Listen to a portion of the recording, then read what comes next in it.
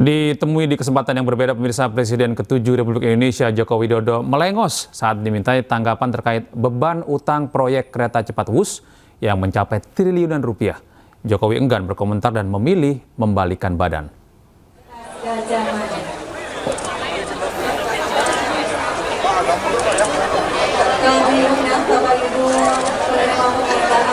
Hari ini saat menghadiri Disnatalis Fakultas Kehutanan UGM Yogyakarta, Presiden ke-7 Republik Indonesia Jokowi ditanya terkait kereta cepat Wus. Alih-alih menjawab pertanyaan wartawan, Jokowi hanya tersenyum dan memilih balik badan. Ia enggan berkomentar dan kembali berbaur serta menyalami sejumlah alumnus Fakultas Kehutanan UGM Yogyakarta. Wus yang masih APBN gimana Pak? Tanggapannya Wus yang sekarang tidak pakai APBN gimana Pak? Wus Pak, kereta cepat Pak, gimana Pak tanggapannya Pak? Sekarang kan udah nggak pakai APBN gitu Pak. Harapan untuk Fakultas Kehutanan Pak?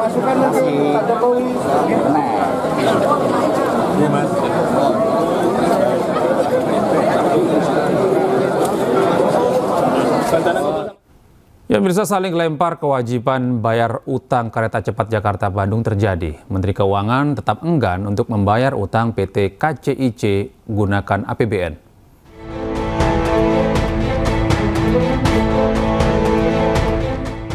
Pasca beroperasi, proyek kereta cepat Jakarta-Bandung menyisakan utang dengan nilai fantastis mencapai 116 triliun rupiah. Hutang ratusan triliun itu tak hanya menjadi beban bagi konsorsium BUMN yang terlibat, namun juga membuat pemerintah pusing tujuh keliling. Menteri Keuangan Purbaya Yudisadewa enggan membayar utang proyek kereta cepat menggunakan uang APBN. Menteri Koboi ini dengan tegas menilai kewajiban bayar utang harus diselesaikan oleh BPI dan Antara. Begini, bukan utang yang nggak dibayar, kan pemerintah apa, kalau dulu kan semuanya pemerintah yang tadinya begitu kan, tapi ketika udah dipisahkan dan seluruh dividen masuk ke Danantara cukup mampu untuk membayar itu. Jadi bukan nggak dibayar utangnya, dibayar tapi Danantara bukan APBN. Sikap Menteri Keuangan membuat Danantara mau tak mau harus membayar utang PT KCIC. Tak hanya utang, pemerintah dan otoritas terkait juga harus mengusut dugaan markup pada proyek ini yang membuat beban utang membengkak dan merugikan negara. Dari Jakarta, Tim Liputan iNews melaporkan. Kasus penamparan siswa yang ketahuan merokok pada akhirnya berakhir damai setelah pihak kepala sekolah dan siswa yang dihukum bermaafan. Namun muncul isu sejumlah pengusaha ramai-ramai akan memblacklist para siswa lulusan SMA Negeri 1 Cimarga karena dianggap membela teman mereka yang melanggar aturan.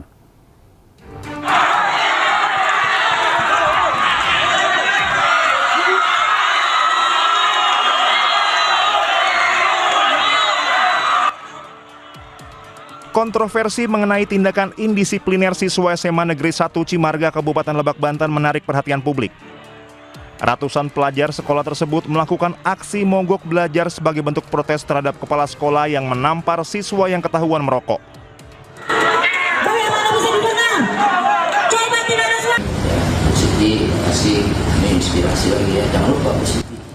Kasus penamparan siswa ini pada akhirnya berakhir damai setelah pihak kepala sekolah dan siswa yang dihukum bermaafan.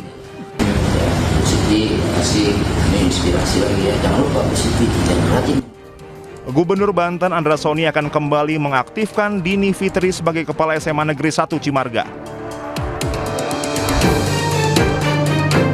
Sementara itu di media sosial, sebagian besar netizen mengkritik keras aksi solidaritas para siswa SMA Negeri 1 Cimarga karena dianggap membela teman mereka yang melanggar aturan.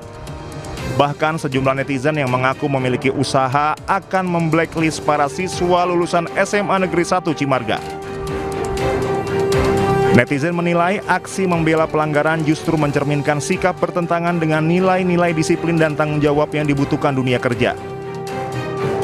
Komentar netizen secara umum menyoroti pentingnya pendidikan karakter sejak dini di lingkungan sekolah. Kebiasaan melanggar aturan jika dibiarkan dikhawatirkan akan terbawa hingga ke dunia kerja. Tim Liputan iNews melaporkan.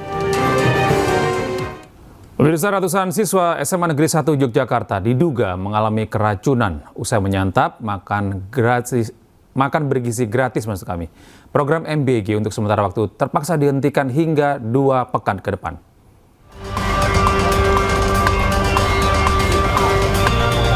Banyak 426 pelajar SMA Negeri 1 Yogyakarta mengalami sakit perut hingga diare usai menyantap menu makanan bergizi gratis. Menurut pihak sekolah, 33 diantaranya tercatat tidak masuk sekolah pada hari Kamis. Namun belum ada laporan adanya siswa yang sampai dirawat di rumah sakit. Itu yang mengalami sakit perut ada 426. Jadi kalau kami persentase itu 43,82% yang tadi malam sakit perut. Tapi pagi ini, tadi kami cek anak-anak tersebut juga tetap ke sekolah. Setelah saya cek lagi yang tidak ke sekolah hari ini ada 33 siswa. Menyusul kejadian tersebut, program MBG untuk sementara waktu terpaksa dihentikan hingga 2 pekan ke depan untuk dilakukan uji lab makanan yang disantap para siswa. Dari Yogyakarta, Gunanto Farhan Anyus melaporkan. Menyusul terjadinya kasus keracunan makanan bergizi gratis yang menimpa ratusan pelajar SMA, Wali Kota Yogyakarta menghentikan operasional Satuan Pelayanan Pemenuhan Gizi SPPG yang salah satunya menyuplai makanan di SMA 1 Yogyakarta.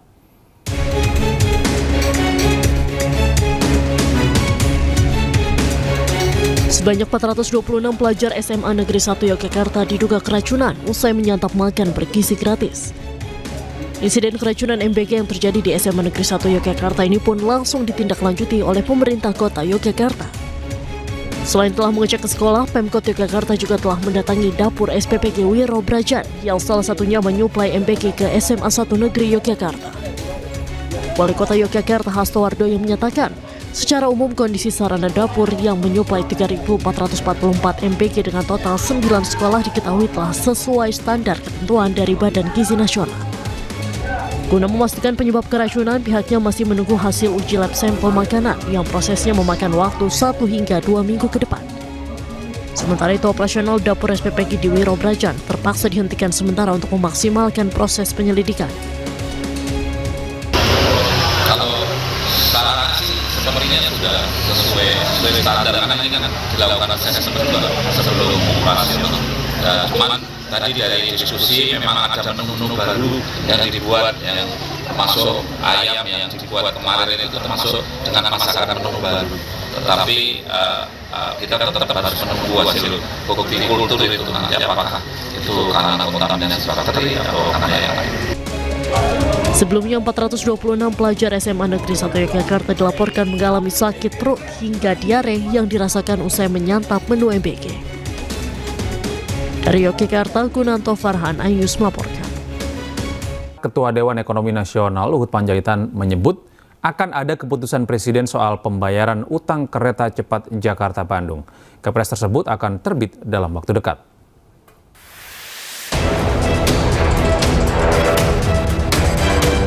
Ketua Dewan Ekonomi Nasional Luhut Binsar Panjaitan mengungkapkan permasalahan utang proyek kereta cepat Jakarta-Bandung serupa dengan proyek LRT Jabodebek. Luhut telah mengusulkan skema pembayaran utang kereta cepat Jakarta-Bandung kepada CEO Danantara Rosan Ruslani. Bahkan ia percaya diri dalam waktu dekat akan terbit Kepres tentang hal tersebut.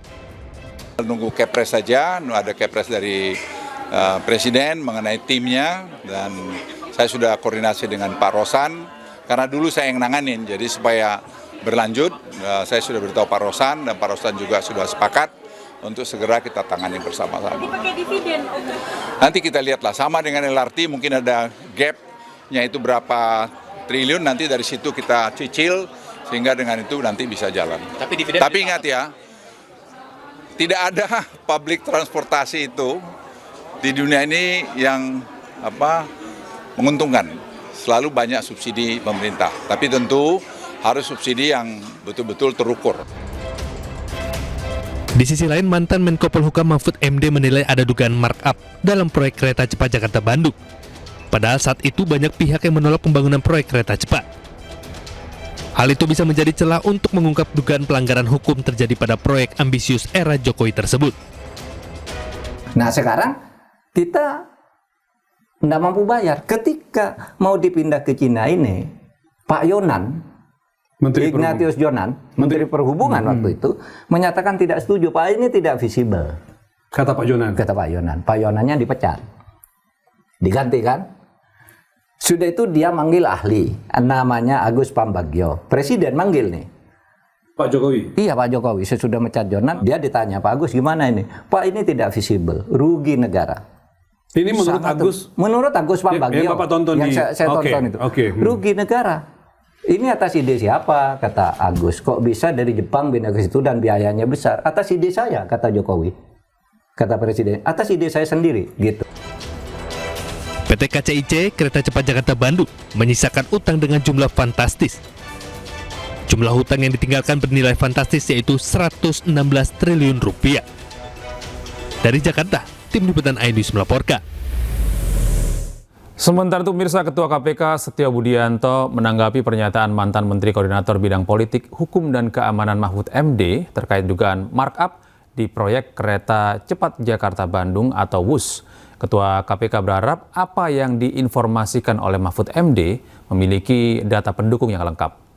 Belum terinformasi ya, intinya dari internal gitu. Tapi kalau Pak Mahfud menyampaikan seperti itu ya, mudah-mudahan ada informasi, ada data, ada dokumen yang bisa mendukung penjelasan dari saya. Tapi saya yakin beliau mungkin punya gitu, tinggal nanti apakah mau serahkan atau apa ya. KPK punya ini nggak Pak untuk jemput bola gitu Pak, karena informasinya kan 3 kali lipat gitu Pak. Apanya itu?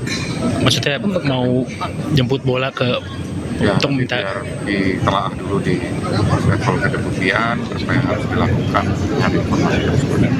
Pemirsa, seorang ayah kandung diduga mengalami depresi, tega menyandera 2 anak kandungnya di sebuah ruko di Pasar Rebo, Jakarta.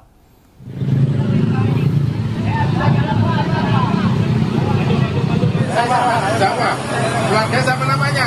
Identitasnya mana? Identitasnya Doni. Doni.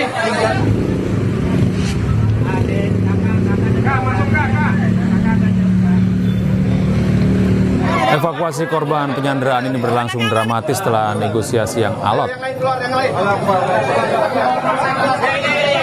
Petugas Damkar Jakarta Timur dibantu instansi lain berhasil menyelamatkan 2 anak tersebut.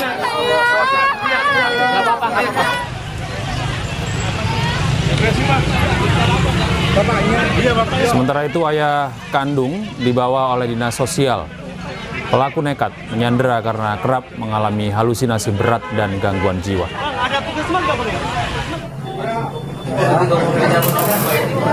Enggak, ayah nggak niat jahat, ayah baik, ya. Ayah baik, semuanya baik, ya.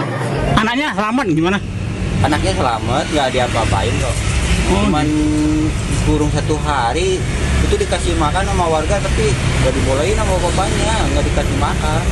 Makanya warga pada kumpul itu pada nyelamatin anaknya ya. Beralih ke informasi lain, pemirsa, Wakil Presiden Gibran Rakabuming Raka resmi menerima gelar kehormatan adat Kaicil Kastela dari Kesultanan Ternate.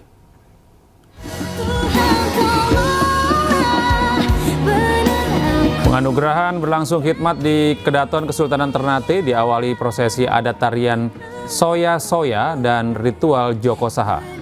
Gelar Kaicil Kastela disematkan langsung oleh Sultan Hidayat, melambangkan penghormatan tertinggi bagi sosok yang dianggap membawa kemajuan dan keberkahan bagi masyarakat. Upacara adat ditutup dengan doa bersama dan ucapan selamat dari para bobato serta tamu undangan.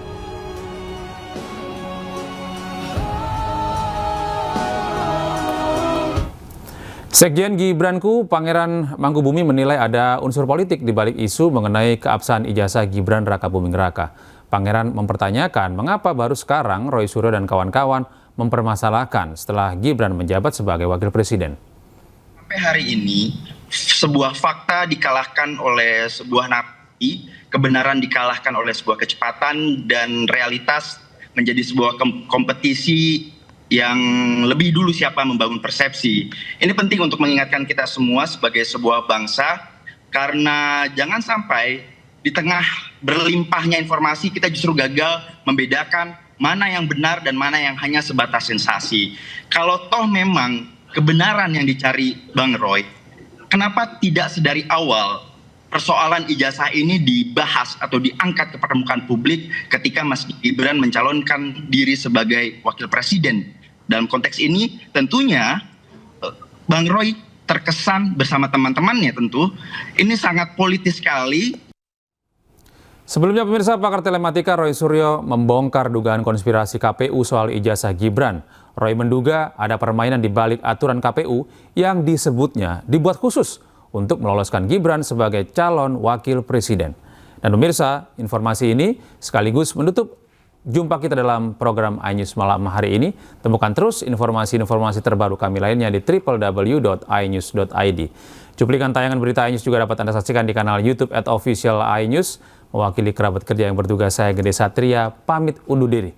Terima kasih atas kebersamaan Anda. Tetap sehat, tetap semangat, selamat beristirahat, dan sampai jumpa.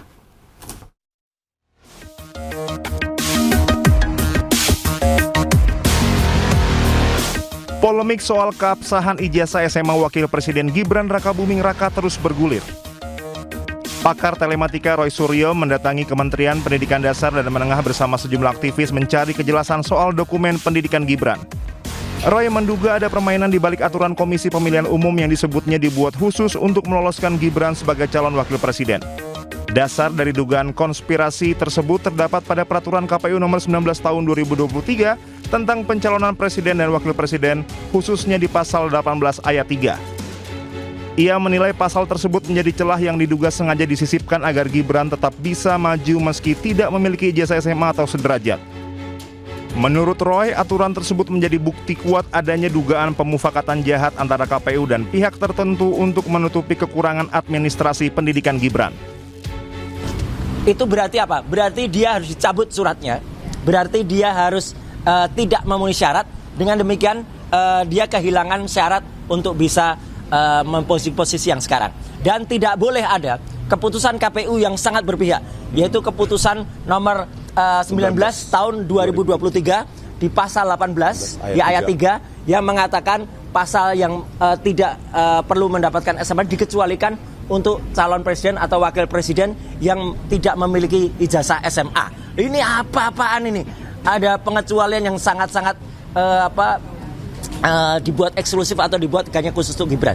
Jadi sekali lagi kami atas nama rakyat semuanya itu datang menagih kesetaraan untuk semuanya. Yang jelas begini, yang jelas hari ini kita semakin yakin, semakin pasti bahwa Gibran tidak lulus SMA dan sertifikat ini layak untuk kemudian dipertanyakan dan digugat, ya, karena ini adalah tidak benar atau bisa dikatakan sertifikat ini tidak mengalami pengkajian dengan benar. Itu clear banget. Roy juga memastikan pihaknya akan terus menelusuri dugaan tersebut dan mendesak agar pemerintah khususnya Kemendikbudristek dan KPU membuka data secara transparan kepada publik. Tim Liputan iNews melaporkan.